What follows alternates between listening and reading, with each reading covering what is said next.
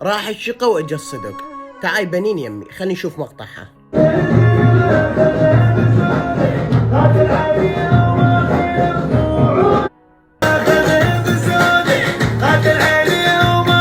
قبل فترة من طلعت بلقاء ويا السيد علي، قلت له انت نزعت عمام طلع على مود المشاهدات او على مود الطشة، وهذا الاعلان مالتك انت مو تقولين انا مو سوية وانا علوية وما اعرف شنو.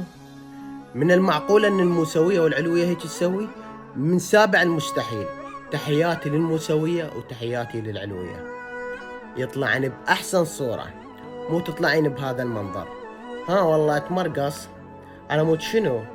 مشاهدات. على مود شنو؟ فلوس اعلان.